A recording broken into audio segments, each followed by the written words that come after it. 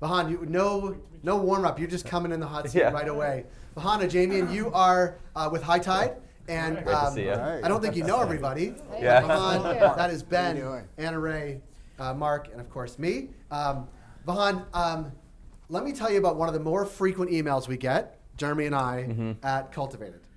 And it happens like maybe once a week. You're going to tell me how often. Another High Tide is opening. Somewhere in Canada, you are over 200. 215 as of 215. And people actually click on it, so that's, people do click I will on say it. that. But like 215 would put you as one of the biggest retailers in the States, for sure. I believe only True Leaf would have more stores than and they're all in Canna Cabana. They're all we're in the South first Florida, in the country and second around in the world. Yeah. But an email this week was even more unique, I think, than 215 in the Milestone store. The Milestone store in Berlin. Is that right? Correct. Like, tell us about that, because that seems to be, we've talked, there's been a ton about exporting from Canada to Germany, to Australia, to Israel, to other places, but I don't think there's been a retail setup that is Canadian or really North American at all. Not at all. Yeah. Right? And if you look at the dynamics of the German market, right, that's no one else has done it, no one else has tried it, right? And we're getting ahead of the curve, right? Just like we've kind of been most of this year spending on time on Germany and getting the Recognizable transaction. Now we have a Canna Cabana fully functioning in Berlin in a very nice, trendy downtown area of it. And so I think it's going to be fantastic that people are going to go and they're going to see the Canna Cabana. They're going to sign up. They're going to be members. They're going to buy accessories. They're going to buy other related products. Obviously, we can't sell cannabis until the if and when happens. And we know there's a process for that, but these processes, as you know, always take longer than you expect. It's very big. I mean, most of the execs were over there and the operations team to make sure that we give an authentic Canna Cabana experience in Germany. And to people of Berlin, which is very similar to what we have in Canada, 215 stores and more coming. So we're really excited for it. I mean, you could say it's one store out of 216, but it's a flagship international milestone store, and we're really thrilled about it. Just for my own edification and the audience, what is the 60-second structure of German market versus North America? It's all medical. Right, so there is a Pillar 2 path which will eventually lead to legalization for adult use, but right now it's all medical. There's only 3 local growers, right, and they're very small. So 90+% of the market is import market, and the biggest source of imports is Canada. Yeah. And so what we did is, we saw some companies 4 or 5 years ago invest $100 million in M&A or building big grow factories in Europe because Europe was about to turn on, and then nothing happened. Right, so we've been eyeing the market, and the interesting thing that happened last year in April was really the pivotal moment. The government changed the law on medical cannabis in Germany, so it was no longer a narcotic, more of a regular prescription medicine. So whereas before, I mean, little things like even the doctor would have to prescribe it in this red danger notepad, right, prescription pad, and that makes them more reluctant to actually prescribe. It makes the patients more. So that's gone now, right? So now we saw in the last year and a half, patient counts go from 250,000 to 900,000, and we saw the imports every quarter into Germany from 7 tons to over 50 tons a quarter. Right, so now he's out there and say, okay, well, this is a real market now, and it's an economically viable way for us to enter. So how are you going to do that, right? Well, we don't grow in Canada, we're not going to grow in Germany, and we can't buy pharmacies. A, we're not in the pharmacy game, and B, you can only own pharmacies if you're a German resident pharmacist. So corporation can't come in and just start buying pharmacy. It sounds like Ontario. Yeah. In order to buy a dental practice in Ontario, you need to be a dentist in Ontario. Yeah. Huh. It's very Canadian. Yeah. And so what we found was a great partner, Recognizable. So we just closed that transaction about 2 months ago. So they import from medical cannabis. They're licensed to import from 19 countries. They've actually imported already from 9. They were doing fantastic business of 70 million euro revenue annual run rate, 15 million euro EBITDA. And what they do is they import from around the world and they distribute to the pharmacies. So they deal with hundreds of pharmacies and they sell to other distributors who have reach with other pharmacies. So we sat there and we said, well, how do we take advantage of and be a real player in Germany? Well, we are the largest the largest federally legal cannabis company in the world in terms of revenue. Right, we've sold $2 billion worth of cannabis to actual customers, right? And everything's on the NASDAQ, everything's federally legal. And we sat there, we said, well, most of the large LPs, and even the small and mid-sized LPs that are exporting to Germany, well, we're your largest customer. We do $50 million a year, $40 million a year, $30 million a year with you, selling your products across the country. So the ask was, well, if you want to sell 12%, 15, 10% of your production overseas to Germany, that's fine. All we ask is you sell through us and our partner, rather than a small German distributor that you've maybe never really heard of, don't have much of a track record. In some cases, are stiffing you for payments, and we're not going to grind you for price. We're not, we just want to work together because we're your best friends in Canada. We should be working together overseas, and we've got almost no pushback.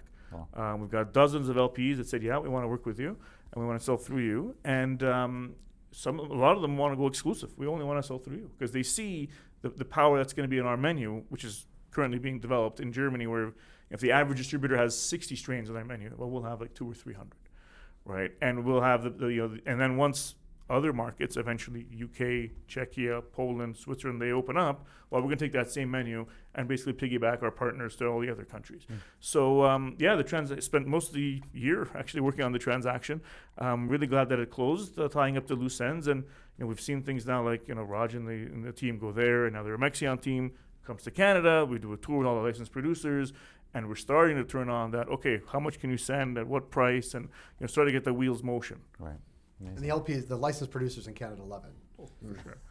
What's your take? So in Canada, the brand landscape, I would say, is not as evolved as in some of the more mature states in the U.S.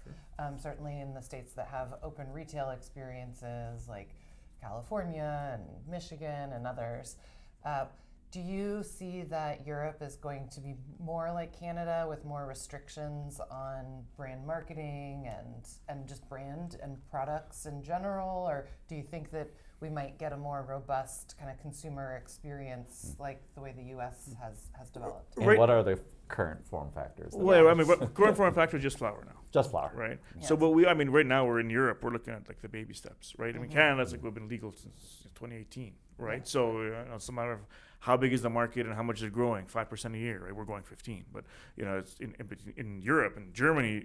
Germany is like the first one to the party in Europe, right? And even there, it's like baby steps, right? So was medical, now it's no longer narcotic. Obviously from our perspective, we're opening up a store, but we think gradually you'll start to see the form factors. You start to see adult use. It's good that it's legal now. So with Pillar 1, which passed last year, you can walk around with cannabis and not get arrested.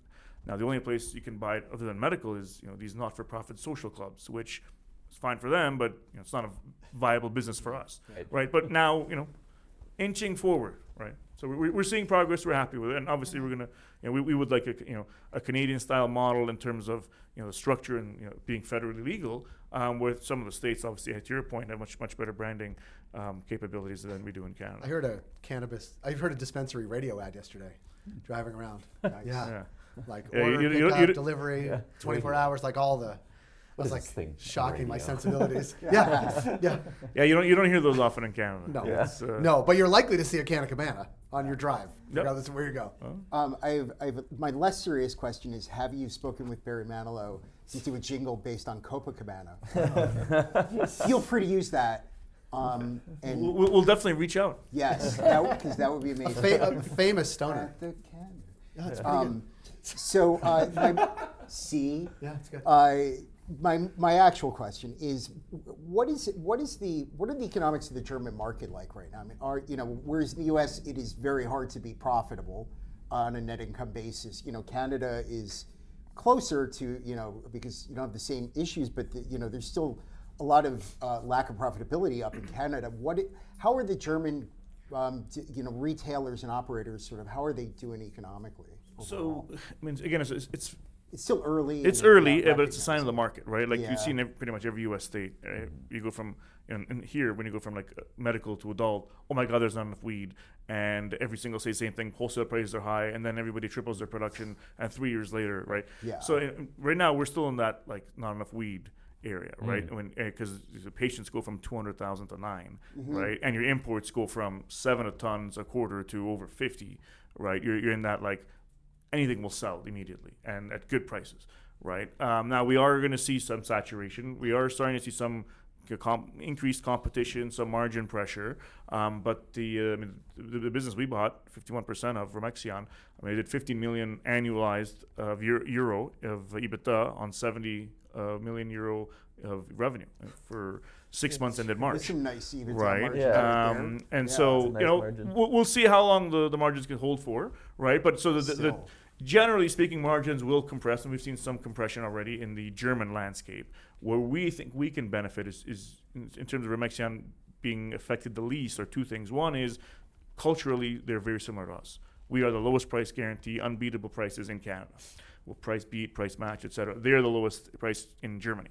And the second thing is, so if there is compression, they'll be affected the least because everyone else will get squeezed much further, right? One thing Raj says when we saw people, you can walk into the office and you can see the culture of similar to us, bang for your buck, EBITDA focus, cash flow focus. And the second part is, and this is why we got such a good transaction and at such a good terms with 3.65% on the first 51% we bought, is we have a unique unparalleled ability with our oomph in Canada and our relationships to help improve the economics of Remexian, right? So even though the 49% shareholders, they can get a lot more cannabis at a lot better prices because we sit down with somebody and says, we're doing $50 million with you, so give me a good price.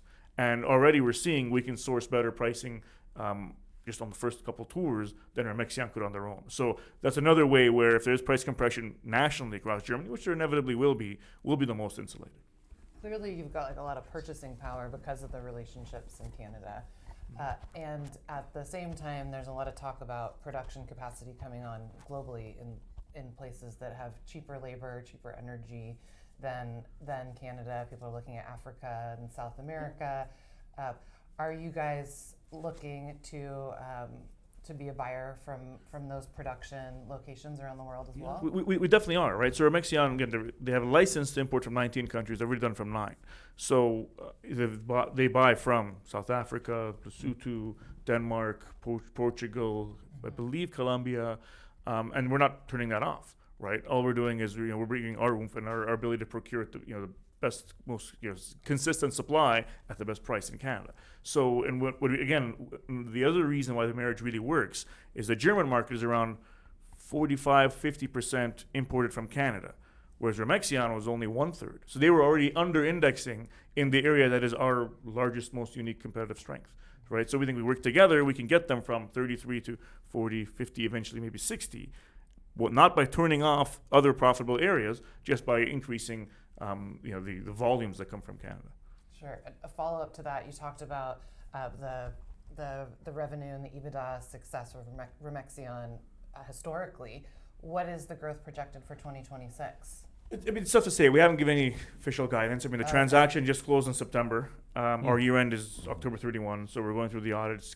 This quarter will be a very stub quarter, right? We'll have it for a little bit, and the real machines in terms of coming up to agreements with LPs and getting the product to actually sent there and actually sold. It'll take a couple of quarters for that all to that machine to work its way out until you're running full tilt.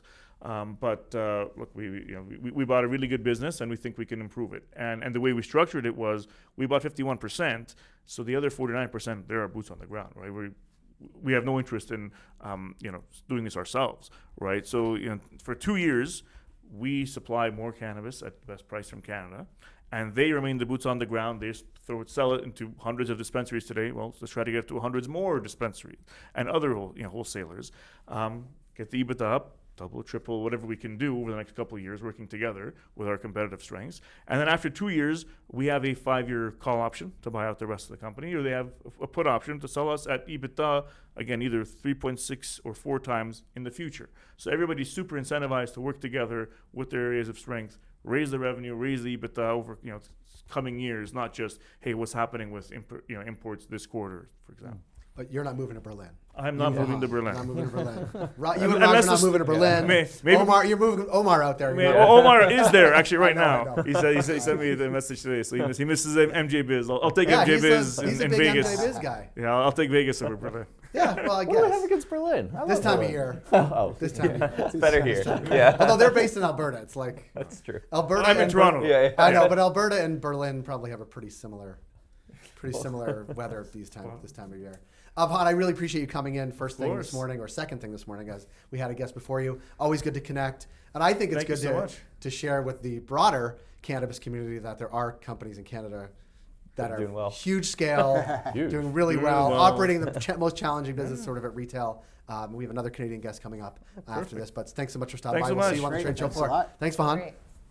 That was great to hear about what's happening with High Tide in Berlin, but also I do like when they're expanding into other parts of Canada, because even though Canada is big and we have a lot of weed, like it is nice when they open up in pockets of like small Well, towns. it's right. really important to be talking about import-export as well, because we're sitting in the U.S. and U.S. companies don't get to participate in import-export at all, and so it's just another signal of this opportunity that American businesses are shut out from because of the lack of movement at the federal level to figure out this policy mess that we're in. And compliance.